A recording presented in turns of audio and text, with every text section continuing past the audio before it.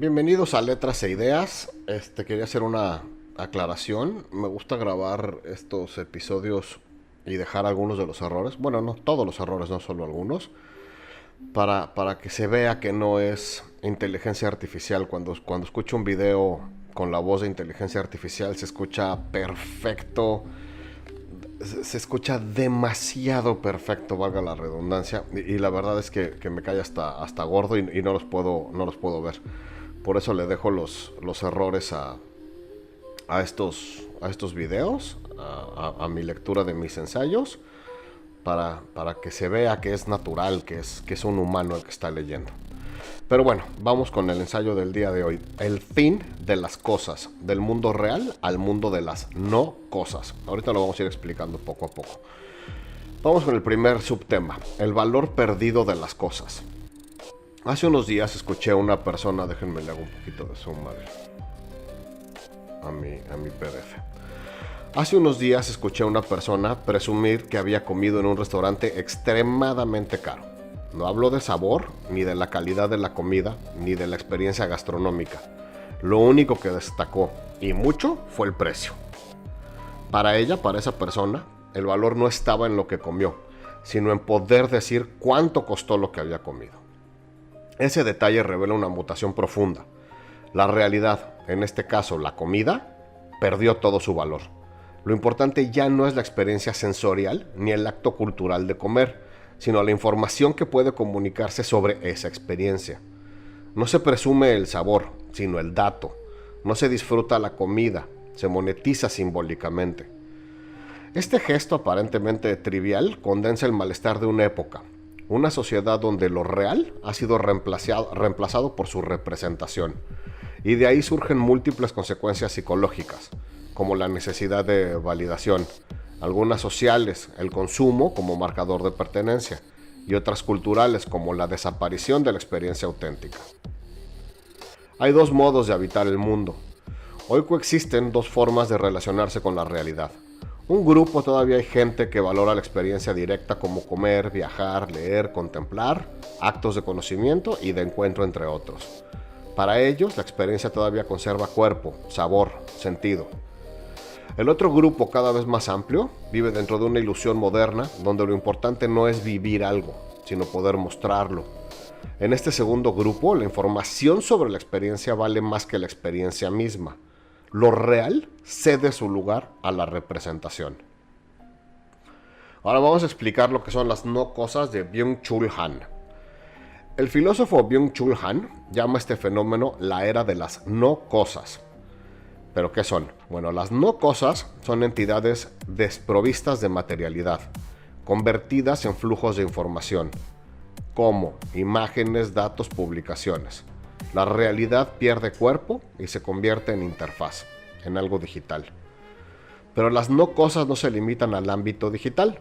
Un clon, por ejemplo, una imitación o una copia física de un reloj, también puede ser una no cosa, ya que son simulacros materiales que conservan la forma de la cosa, pero no su esencia. Existen, y existen en el mundo real, pero su valor ya no está en su función, sino en una información que representan. El clon, por ejemplo, es información que remite a la cosa, pero no es el objeto, sino el dato de su existencia social. Su valor no radica en lo que hace, sino en lo que significa. Imagínense una persona, una mujer que compra una bolsa Louis Vuitton falsa. Es impresionante porque pues, realmente no tiene el dinero para comprarse la Louis Vuitton auténtica, si no lo haría. Pero quiere pertenecer a un grupo en donde muestra que tiene una Louis Vuitton y entonces compra un clon o una Louis Vuitton falsa para pertenecer a un grupo al que realmente no pertenece porque no le alcanza para comprar la bolsa. Y eso sucede igual con los hombres, cuando los hombres compran un Rolex, el clon de un Rolex o un Rolex falso, para tratar de simular que tienen dinero cuando realmente no lo tienen. No importa la bolsa falsa Louis Vuitton, no importa el Rolex clonado. Lo que importa es sentirse que uno forma parte de un grupo al que realmente no pertenece. Y bueno, ahora vamos a explicar un poquito acerca de lo que es el simulacro. John Baudrillard, siempre digo mal su nombre, John Baudrillard anticipó este proceso con un concepto de simulacro. En el simulacro, el signo ya no representa la realidad, la sustituye. La copia deja de imitar al original y empieza a vivir por sí misma. Presumir el precio de un restaurante y no su comida es, en este sentido, presumir una no cosa. Lo que se comunica no es el sabor ni lo real, sino el signo abstracto del lujo. El precio se convierte en información pura, un símbolo de prestigio social. El acto de comer deja de ser una experiencia sensorial y se transforma en un performance simbólico. No se busca placer, sino visibilidad. El lujo no se vive, se comunica. Quiero poner otro ejemplo para continuar. Este subtema se llama el taco que nunca existió. Y esto me pasó a mí. Una amiga me contó que quería ir a un restaurante famoso para tomarse una foto con un taco de langosta muy caro. No por hambre, no por antojo, sino por el valor simbólico de la imagen. Cuando fue, el taco estaba agotado. Y me dijo, entre comillas, es como si no hubiera estado ahí. Y esa frase es reveladora. Si no hay registro visual, si no hay fotos, si no hay video, si no existe la selfie con este taco, es como si la experiencia no existiera. La presencia física pierde relevancia frente a la visibilidad digital. Lo importante no es comer el taco, no es probarlo, no es saborearlo, sino tener la foto estando con el taco. El taco se convierte así en una no cosa informacional, en un objeto cuyo valor depende de la circulación en las redes. Baudrillard, de que ya platicamos anteriormente con los simulacros, diría que esto es un simulacro perfecto, ya que su poder no está en ser comido, sino en poder ser compartido. Y bueno, seguimos con el viaje sin imagen. Podemos imaginar hoy en día a alguien que viaje a otra ciudad o a otro país y no se tome selfies, no tome fotos de todo lo que ve, no lo registre. Parecería absurdo, ¿no? La mayoría ya no viaja para conocer, sino para registrar que estuvo ahí. Durante miles de años los humanos viajamos sin cámaras, sin redes, sin necesidad de dejar constancia visual. El viaje era un acto de conocimiento, de contacto con lo desconocido y hasta de autoconocimiento. Hoy el viaje se ha transformado en una coreografía informacional. La selfie no documenta el viaje, lo crea. Es como si sucediera lo del viaje. Baudrillard lo explicó como un exceso de representación que borra lo real. Byung-Chul Han diría que es una no experiencia, una vivencia vaciada convertida en flujo de datos. El sujeto ya no viaja, sino que se muestra viajando. Me ha tocado también ver a gente que posa en la selfie en la Torre Eiffel o en el Museo del Louvre y les preguntas, oye, ¿sabes qué es la Torre Eiffel? O uno que me llamó mucho la atención fue el de ¿cuál fue la obra que más te gustó del Louvre después de ver la selfie en el Louvre? Y que la respuesta es no, ni entré. Y aún así creen que es importante o necesario poner una selfie estando en el Louvre cuando ni siquiera entraron al museo. Es impresionante.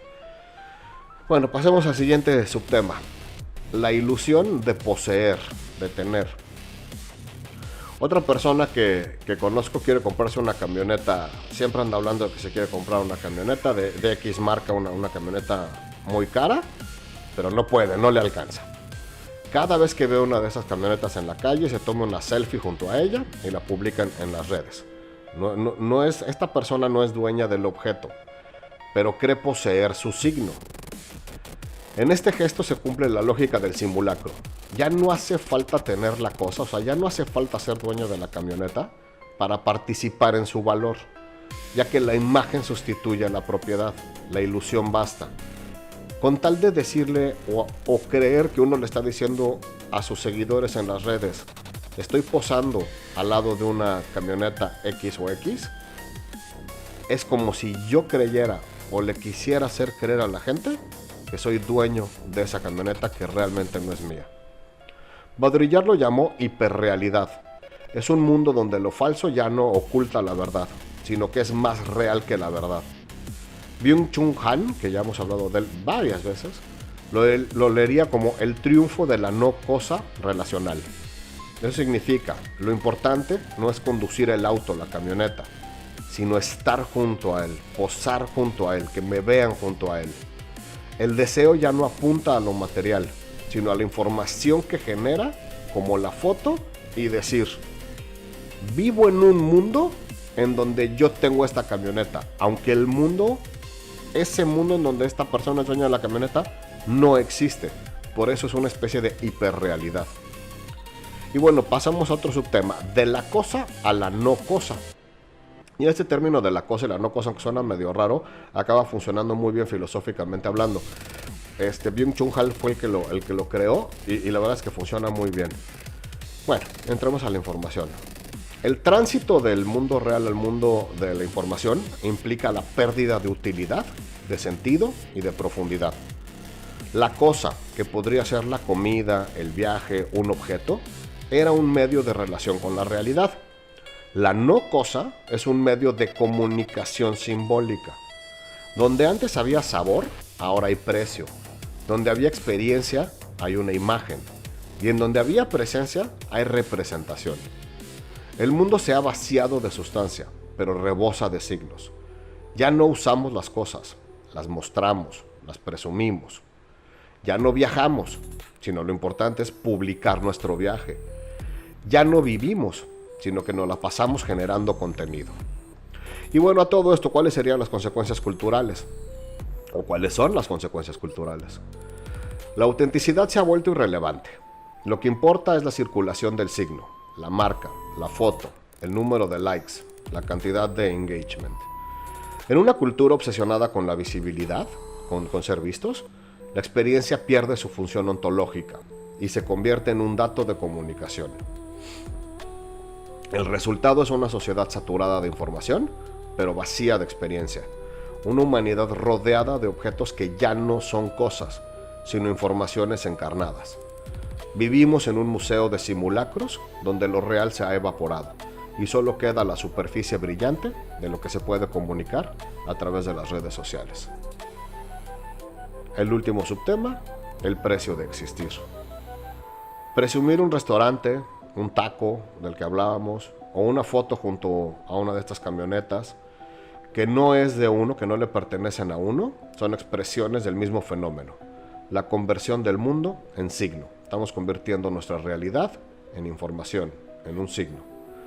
La experiencia ya no tiene valor por sí misma, sino por su capacidad de circular, de mostrarla, de enseñársela a los demás, de publicarla, de postearla, de hacer un reel, de ponerle en Instagram o hacer un video de TikTok. El precio, la imagen, el dato o la marca son los nuevos tótems de la existencia contemporánea. Ser es ser visible y en ese proceso el ser se ha desvanecido. Esto fue Letras e Ideas.